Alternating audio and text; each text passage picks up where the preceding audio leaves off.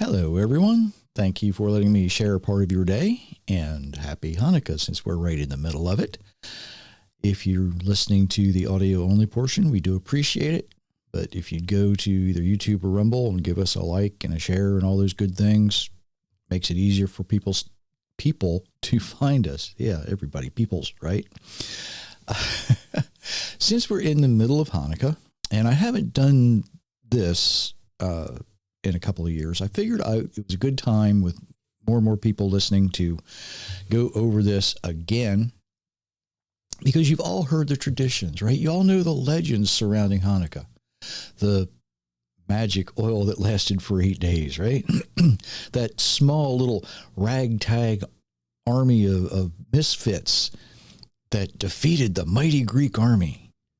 And then, of course, there's the suck on a oat, the jelly donuts, and the latkes. Well, enjoy the latkes and the donuts, because here's where things get interesting. And I need to read from 2 Maccabees, chapter 10, beginning in verse 4. When they'd done this, they fell prostrate and besought the Lord that they might never again fall into such misfortune, but that if they should ever sin, they might be disciplined by him with forbearance and not be handed over to blasphemous and barbarous nations.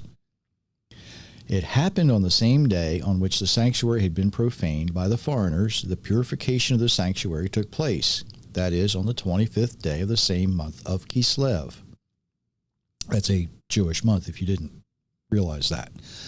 And they celebrated it for 8 days with rejoicing in the manner of the Feast of Booths, Sukkot, Feast of Tabernacles, remembering how not long before, during the Feast of Booths, they had been wandering in the mountains and caves like wild animals. Therefore, bearing ivy-wreathed wands and beautiful branches and, also palms of frond, or fronds of palm, they offered hymns of thanksgiving to him who had given success to purifying of his own holy place. They decreed by public ordinance and vote that the whole nation of the Jews would observe these days every year. And such was the end of Antiochus, who was called Epiphanes. Now, there's some things here you want to take note of. There's no mention of oil, right? Didn't happen. You'll see more on that in a few minutes. But what they were doing at the very beginning was something that they had done throughout the campaign. They fell prostrate. They laid down on the ground, face down on the ground, and prayed. Okay? That was from the Maccabees. Let's go to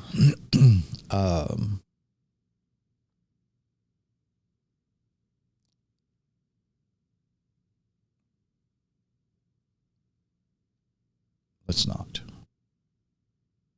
Where's this from? I know it's in my notes. This should be from Antiquities of the Jews, from Josephus. I lost my place in my notes. I'm sorry.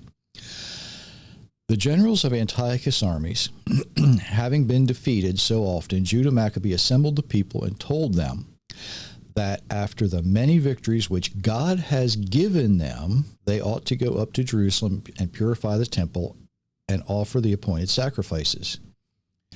But when he, with his whole multitude, came to Jerusalem and found the temple deserted, its gates burned down, and plants growing in the temple of their own accord because of the desolation, he and those with him began to lament in their distress at the sight of the temple.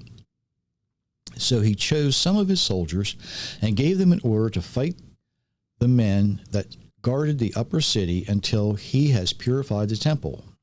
When, therefore, he had carefully purged it, he brought in new vessels, the menorah, the table, and the incense altar, which were made of gold, and hung the veils at the doors, restored the doors themselves. He also took down the altar and built a new one of stone that he gathered together, and such had not been hewn with iron tools.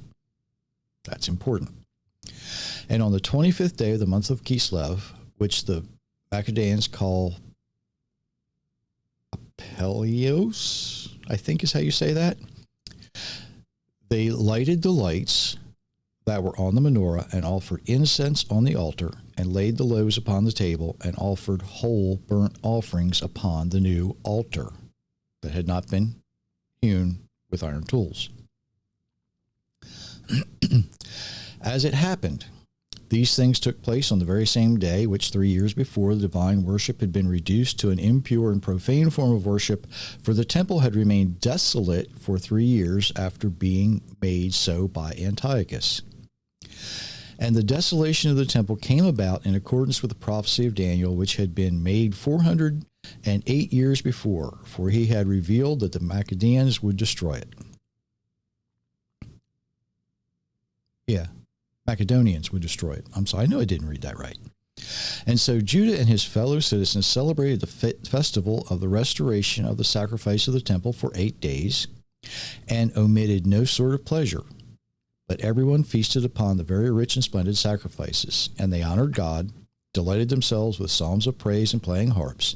Indeed, they were very glad at the revival of their customs after so long a time, having unexpectedly regained their right to worship, that they made a law for their posterity, that they should keep a festival celebrating the rest of the restoration of the temple worship for 8 days. And from that time to this, we celebrate this, which we call the Festival of Lights, because I imagine beyond our hopes, the right was brought to light. And so this is the name that was placed on the festival. There's nothing about oil here either other than lighting the menorah. In fact, the first mention of any miracle of oil isn't until 700 years later in the 5th century, and that is found in the Babylonian Talmud, source number 3. So what is the real miracle of Hanukkah? What's the real miracle? If the oil lasting for 8 days isn't the miracle, because it's not mentioned in any of the historical writings, then what is the real miracle? Well, the real miracle begins with one man who was faithful enough to act, and that act of defiance led to a rebellion. When Mattathias of Modine refused to comply, and when another Jew was sacrificing a pig on the altar in the temple, Mattathias killed him. And he stepped outside and he shouted, "Anyone who is true to the covenant and the law, come with me." Notice the two distinctions there. True to the covenant, found in Exodus chapters 20 through 23, and then the rest of the law, the other books of Moses, first 5 books of your Bible. If you're true to that, come with me. And throughout the account of the Maccabees and Josephus, we see a familiar theme. When they needed guidance, when they needed to know what was going on, they would lay face down on the ground and they would pray. And their prayer would be, "Lord, if you want us to win, you'll have us win. If you want us to die in battle, we die in battle. But it's not about us. It's about you." You see, they knew it wasn't about what they wanted. They knew it was about what the Creator wanted.